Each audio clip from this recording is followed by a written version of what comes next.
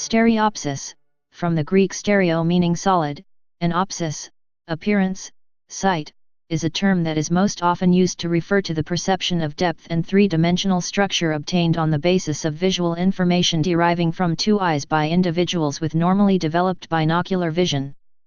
Because the eyes of humans, and many animals, are located at different lateral positions on the head, binocular vision results in two slightly different images projected to the retinas of the eyes. The differences are mainly in the relative horizontal position of objects in the two images. These positional differences are referred to as horizontal disparities or, more generally, binocular disparities. Disparities are processed in the visual cortex of the brain to yield depth perception. While binocular disparities are naturally present when viewing a real three-dimensional scene with two eyes, they can also be simulated by artificially presenting two different images separately to each eye using a method called stereoscopy. The perception of depth in such cases is also referred to as stereoscopic depth. The perception of depth and three-dimensional structure is, however, possible with information visible from one eye alone, such as differences in object size and motion parallax, differences in the image of an object over time with observer movement, though the impression of depth in these cases is often not as vivid as that obtained from binocular disparities. Therefore, the term stereopsis, or stereoscopic depth, can also refer specifically to the unique impression of depth associated with binocular vision, what is colloquially referred to as seeing in 3D. It has been suggested that the impression of real separation in depth is linked to the precision with which depth is derived, and that a conscious awareness of this precision perceived as an impression of interactability and realness may help guide the planning of motor action. Distinctions: coarse and fine stereopsis. There are two distinct aspects to stereopsis, coarse stereopsis and fine stereopsis, and provide depth information of different degree of spatial and temporal precision. Coarse stereopsis, also called gross stereopsis, appears to be used to judge stereoscopic motion in the periphery. It provides the sense of being immersed in one's surroundings and is therefore sometimes also referred to as qualitative stereopsis. Coarse stereopsis is important for orientation in space while moving, for example when descending a flight of stairs. Fine stereopsis is mainly based on static differences. It allows the individual to determine the depth of objects in the central visual area, Pannon's fusional area, and is therefore also called quantitative stereopsis. It is typically measured in random dot tests.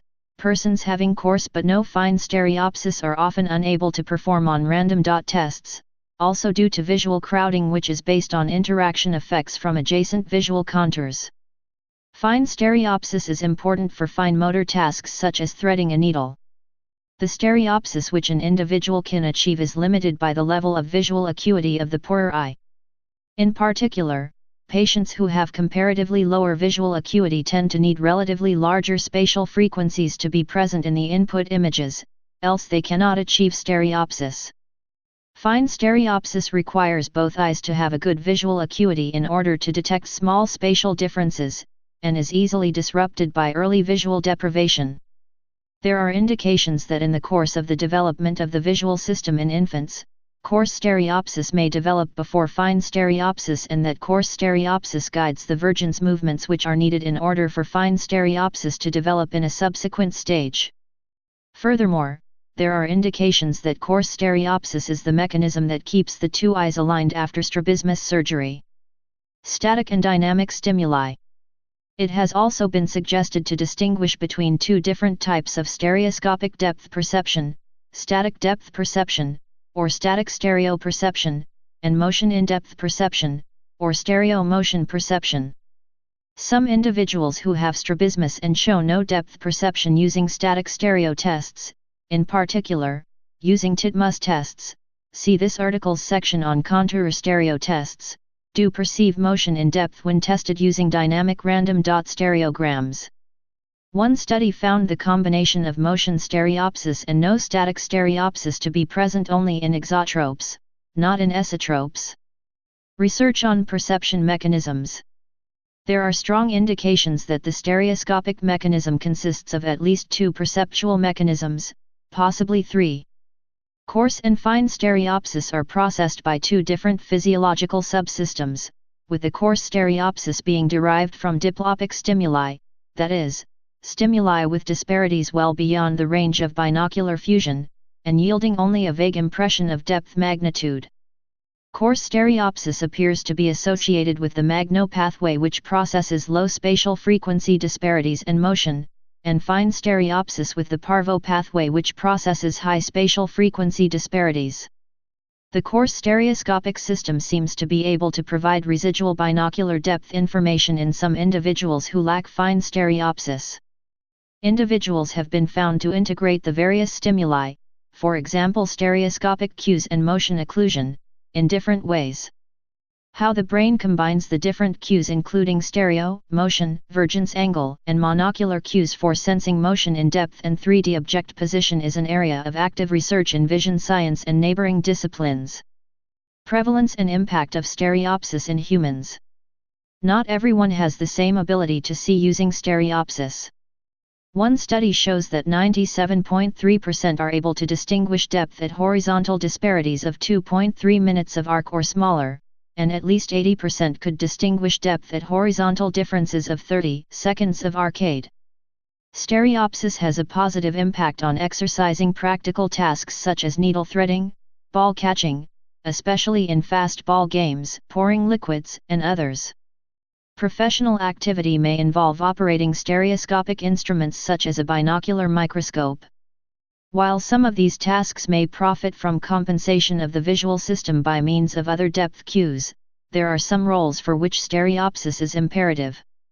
Occupations requiring the precise judgment of distance sometimes include a requirement to demonstrate some level of stereopsis. In particular, there is such a requirement for airplane pilots, even if the first pilot to fly around the world alone, Wiley Post, accomplished his feat with monocular vision only. Also, surgeons normally demonstrate high stereo acuity. As to car driving, a study found a positive impact of stereopsis in specific situations at intermediate distances only. Furthermore, a study on elderly persons found that glare, visual field loss, and useful field of view were significant predictors of crash involvement, whereas the elderly person's values of visual acuity, contrast sensitivity, and stereo acuity were not associated with crashes. Binocular vision has further advantages aside from stereopsis, in particular the enhancement of vision quality through binocular summation. Persons with strabismus, even those who have no double vision, have lower scores of binocular summation, and this appears to incite persons with strabismus to close one eye in visually demanding situations. It has long been recognized that full binocular vision, including stereopsis, is an important factor in the stabilization of post-surgical outcome of strabismus corrections. Many persons lacking stereopsis have, or have had, visible strabismus, which is known to have a potential socio-economic impact on children and adults. In particular, both large-angle and small-angle strabismus can negatively affect self-esteem, as it interferes with normal eye contact, often causing embarrassment, anger, and feelings of awkwardness. For further details on this, see psychosocial effects of strabismus. It has been noted that with the growing introduction of 3D display technology in entertainment and in medical and scientific imaging, high-quality binocular vision including stereopsis may become a key capability for success in modern society.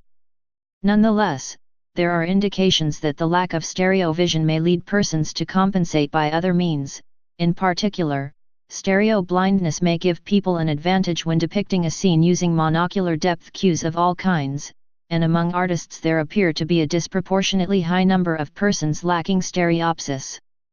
In particular, a case has been made that Rembrandt may have been stereo blind.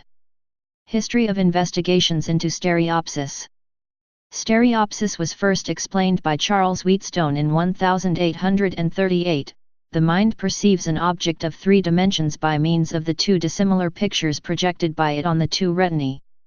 He recognized that because each eye views the visual world from slightly different horizontal positions, each eye's image differs from the other. Objects at different distances from the eyes project images in the 2 eyes that differ in their horizontal positions, giving the depth cue of horizontal disparity, also known as retinal disparity and as binocular disparity. Wheatstone showed that this was an effective depth cue by creating the illusion of depth from flat pictures that differed only in horizontal disparity. To display his pictures separately to the two eyes, Wheatstone invented the stereoscope. Leonardo da Vinci had also realized that objects at different distances from the eyes project images in the two eyes that differ in their horizontal positions, but had concluded only that this made it impossible for a painter to portray a realistic depiction of the depth in a scene from a single canvas. Leonardo chose for his near object a column with a circular cross-section and for his far object a flat wall. Had he chosen any other near object, he might have discovered horizontal disparity of its features. His column was one of the few objects that projects identical images of itself in the two eyes. Stereoscopy became popular during Victorian times with the invention of the prism stereoscope by David Brewster. This, combined with photography, meant that tens of thousands of stereograms were produced. Until about the 1960s, research into stereopsis was dedicated to exploring its limits and its relationship to singleness of vision. Researchers included Peter Ludwig Panem, Ewald Hering, Adalbert Ames Jr., and Kenneth N. Ogle. In the 1960s, Bella Joles invented random dot stereograms. Unlike previous stereograms, in which each half-image showed recognizable objects, each half-image of the first random dot stereograms showed a square matrix of about 10,000 small dots, with each dot having a 50% probability of being black or white. No recognizable objects could be seen in either half-image. The two half-images of a random dot stereogram were essentially identical, except that one had a square area of dots shifted horizontally by 1 or 2 dot diameters, giving horizontal disparity. The gap left by the shifting was filled in with new random dots, hiding the shifted square. Nevertheless, when the two half-images were viewed one to each eye, the square area was almost immediately visible by being closer or farther than the background. Joles whimsically called the square a cyclopean image after the mythical Cyclops who had only one eye. This was because it was as though we have a cyclopean eye inside our brains that can see cyclopean stimuli hidden to each of our actual eyes. Random dot stereograms highlighted a problem for stereopsis, the correspondence problem. This is that any dot in one half-image can realistically be paired with many same-colored dots in the other half-image. Our visual systems clearly solve the correspondence problem, in that we see the intended depth instead of a fog of false matches. Research began to understand how. Also in the 1960s, Horace Barlow, Colin Blakemore, and Jack Pettigrew found neurons in the cat visual cortex that had their receptive fields in different horizontal positions in the two eyes. This established the neural basis for stereopsis. Their findings were disputed by David Hubel and Torsten Wiesel, although they eventually conceded when they found similar neurons in the monkey visual cortex. In the 1980s, Gian Poggio and others found neurons in V2 of the monkey brain that responded to the depth of random dot stereograms. In the 1970s, Christopher Tailor invented autostereograms, random dot stereograms that can be viewed without a stereoscope. This led to the popular magic eye pictures. In 1989, Antonio Medina Puerta demonstrated with photographs that retinal images with no parallax disparity but with different shadows are fused stereoscopically, imparting depth perception to the imaged scene. He named the phenomenon shadow stereopsis. Shadows are therefore an important, stereoscopic cue for depth perception. He showed how effective the phenomenon is by taking two photographs of the moon at different times, and therefore with different shadows, making the moon to appear in 3D stereoscopically, despite the absence of any other stereoscopic cue. Human stereopsis in popular culture. A stereoscope is a device by which each eye can be presented with different images, allowing stereopsis to be stimulated with two pictures, one for each eye. This has led to various crazes for stereopsis, usually prompted by new sorts of stereoscopes. In Victorian times it was the prism stereoscope, allowing stereo photographs to be viewed, while in the 1920s it was red-green glasses, allowing stereo movies to be viewed. In 1939 the concept of the prism stereoscope was reworked into the technologically more complex ViewMaster, which remains in production today. In the 1950s, polarizing glasses allowed stereopsis of colored movies. In the 1990s, magic eye pictures, autostereograms, which did not require a stereoscope, but relied on viewers using a form of free fusion so that each eye views different images, were introduced. Geometrical basis. Stereopsis appears to be processed in the visual cortex of mammals in binocular cells having receptive fields in different horizontal positions in the two eyes. Such a cell is active only when its preferred stimulus is in the correct position in the left eye and in the correct position in the right eye, making it a disparity detector. When a person stares at an object, the two eyes converge so that the object appears at the center of the retina in both eyes. Other objects around the main object appear shifted in relation to the main object. In the following example, whereas the main object, dolphin, remains in the center of the two images in the two eyes, the cube is shifted to the right in the left eye's image and is shifted to the left when in the right eye's image. Because each eye is in a different horizontal position, each has a slightly different perspective on a scene, yielding different retinal images. Normally two images are not observed, but rather a single view of the scene, a phenomenon known as singleness of vision. Nevertheless, stereopsis is possible with double vision. This form of stereopsis was called qualitative stereopsis by Kenneth Ogle. If the images are very different, such as by going cross-eyed, or by presenting different images in a stereoscope, then one image at a time may be seen, a phenomenon known as binocular rivalry. There is a hysteresis effect associated with stereopsis. Once fusion and stereopsis have stabilized, fusion and stereopsis can be maintained even if the two images are pulled apart slowly and symmetrically to a certain extent in the horizontal direction. In the vertical direction, there is a similar but smaller effect. This effect, first demonstrated on a random dot stereogram, was initially interpreted as an extension of Panam's fusional area.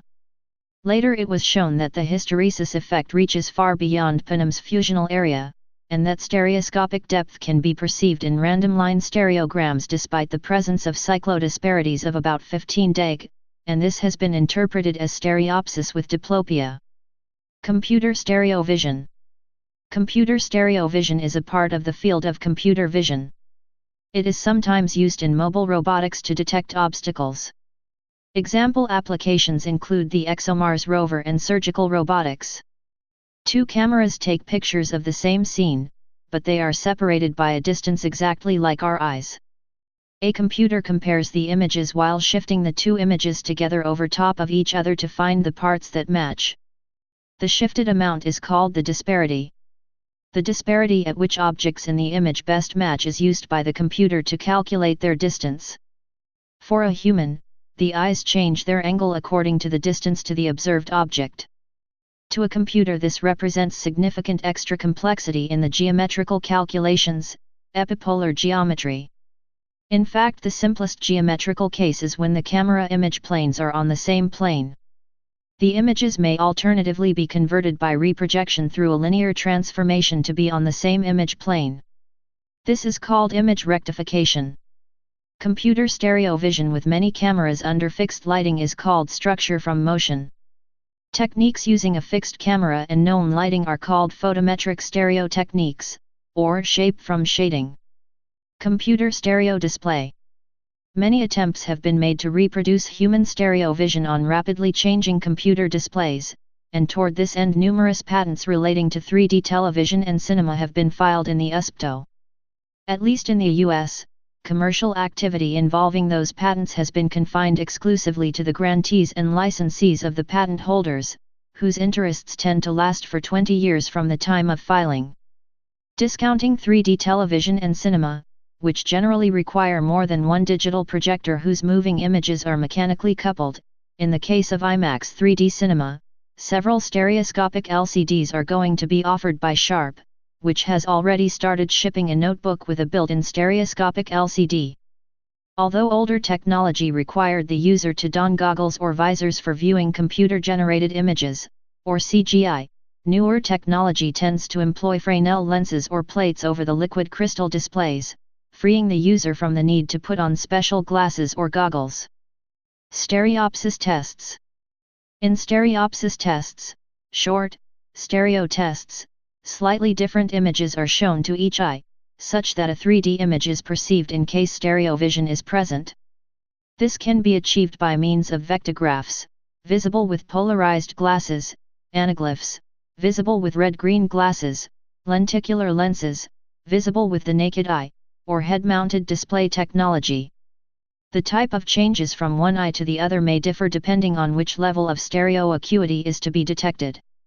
A series of stereo tests for selected levels thus constitutes a test of stereo acuity. There are two types of common clinical tests for stereopsis and stereo acuity: random dot stereo tests and contour stereo tests. Random dot stereopsis tests use pictures of stereo figures that are embedded in a background of random dots.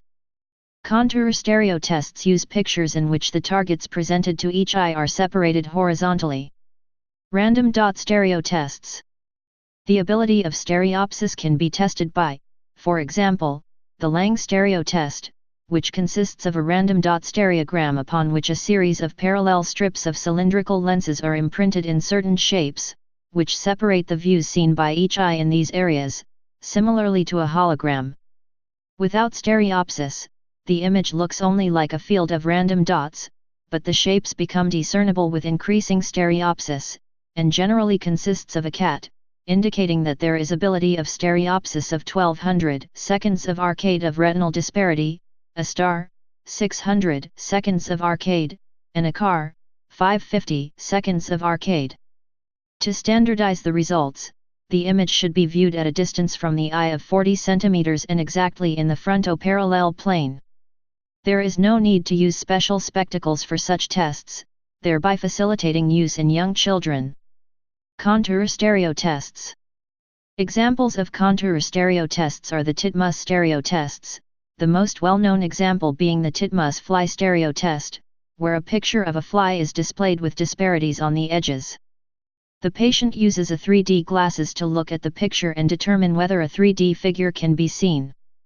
The amount of disparity in images vary, such as 400 to 100 sec of arc, and 800 to 40 sec arc. Deficiency and treatment.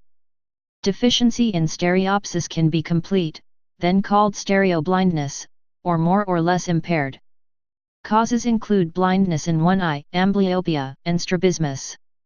Vision therapy is one of the treatments for people lacking in stereopsis. Vision therapy will allow individuals to enhance their vision through several exercises such as by strengthening and improving eye movement. There is recent evidence that stereo acuity may be improved in persons with amblyopia by means of perceptual learning. See also, treatment of amblyopia. In non-human animals, there is good evidence for stereopsis throughout the animals kingdom. It occurs in many mammals, birds, reptiles, amphibia, fish, crustaceans, spiders, and insects. Please subscribe and thanks for watching.